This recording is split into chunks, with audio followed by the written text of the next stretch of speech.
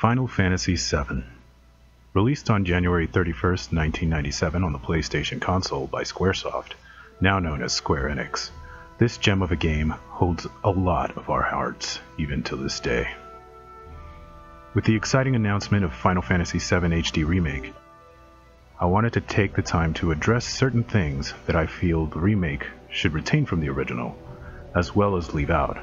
So here's my list of Final Fantasy do's and don'ts.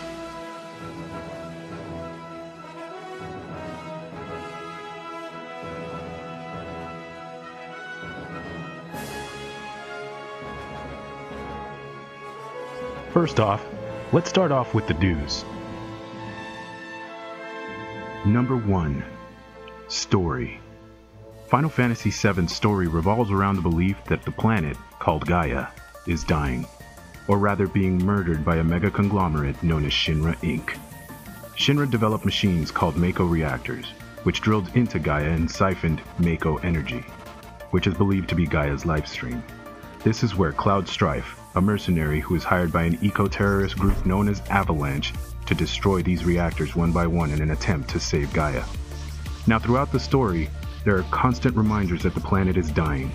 It seems dire and depressing, but the world also displays glimmers of what could be if the lifestream could return to Gaia. Admittedly, there are a wide array of plot holes within the game, but this is the perfect opportunity to fill them and really make Final Fantasy VII HD Remake the masterpiece for the PS4 that Final Fantasy VII was for the PS1. Number 2. Characters.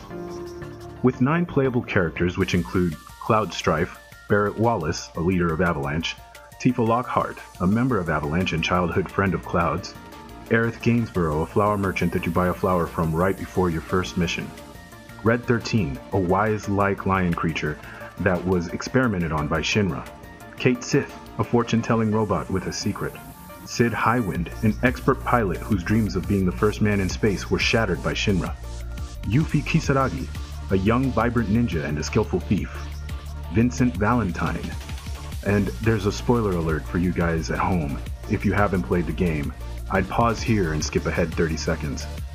Spoiler alert, noted. A former member of Shinra's Turks unit.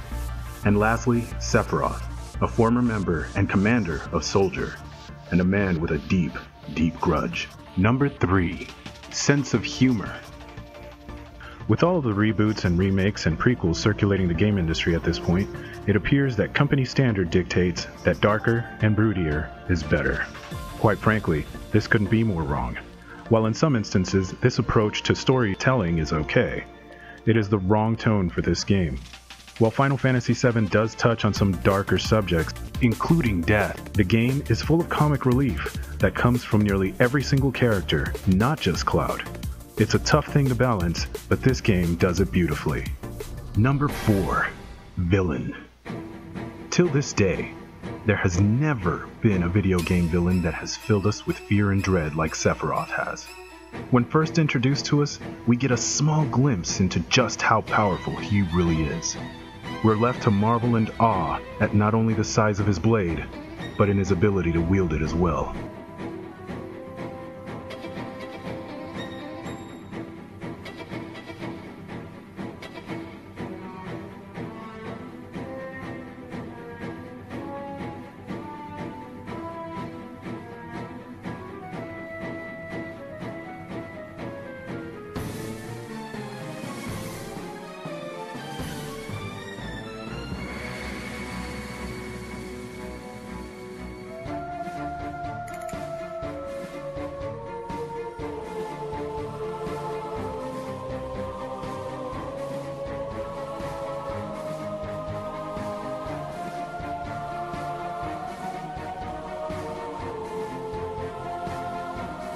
Not to mention, Sephiroth has one of the, if not the best tracks ever heard in a video game soundtrack in all of history.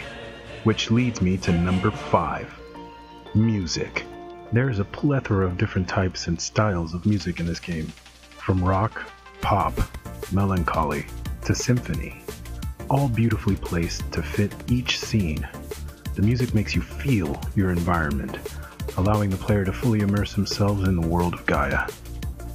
From tension building to racing music, the game is engrossed with beautiful harmony that one can only hope has shown the respect it deserves in the Final Fantasy VII HD Remake. Because until this day, no other Final Fantasy successor has achieved the level of musicality that Final Fantasy VII has. And now, it's time for the don'ts. Number 1. Don't use old gameplay. While turn-based strategy was a hugely popular mechanic due to technical limitations, with the technology available with the PS4, we should be able to find a happy medium, somewhere between turn-based to retain that nostalgia from the original, with action-based real-time battles, with the inclusion of quick-time events during epic boss battles. So let's not copy the gameplay mechanic, but enhance it. Doing otherwise would make the HD remake feel dated and stagnant. Number 2. Don't mess with materia. Materia are magic stones that provide characters with different abilities, from healing magic, destruction magic, and my personal favorite, summon spells. Part of the fun of this game was finding rare summons that made you feel unstoppable, giving you a false sense of security until the next boss battle. If anything, they should add more materia.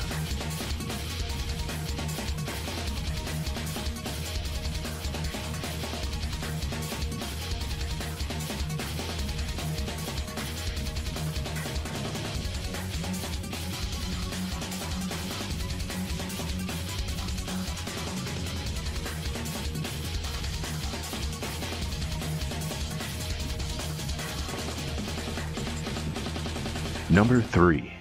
Don't use old level design. While the level design was immense in Final Fantasy VII by PS1 standards, we are in dire need of an upgrade in Final Fantasy VII HD Remake. For instance, instead of enclosed maps stemming from screen to screen, why not turn it into an open world, where the player can fully explore, run into NPCs, and create totally unique playthroughs every time they play. Number 4. Don't just have one ending. What's going to sell a game is its replay value. Most games that only have one ending don't have much to offer in the way of replayability. But if Final Fantasy HD Remake is open world, to increase the amount of endings would greatly benefit not just Square, but us, the players, as well, giving us a reason to continue to come back over and over to try to discover every single ending possible in this game.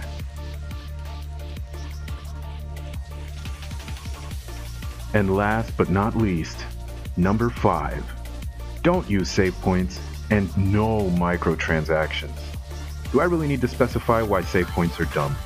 The ability to save anywhere and anytime should be commonplace by now. Sadly, this is not the case. Hopefully Final Fantasy VII HD Remake starts the trend with the fiery fervor of Ifrit. No microtransactions, please. In addition, we want something special, something amazing. Something that will take our breath away for years to come, as the original once did. Don't soil it by trying to sell us Buster Sword upgrades. It is not needed, nor is it wanted.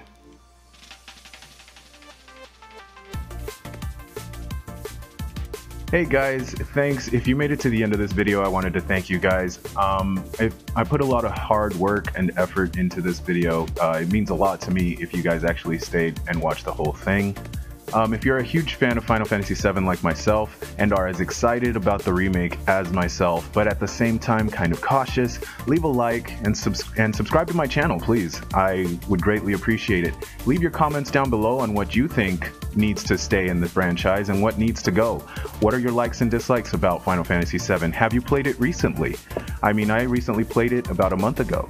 So if you guys have any suggestions or anything that you feel should stay or should go, leave your comments down below, and hopefully the fan base actually gets through to Square and we get what we want out of the remake. Thanks for watching another episode of The Rock Plays.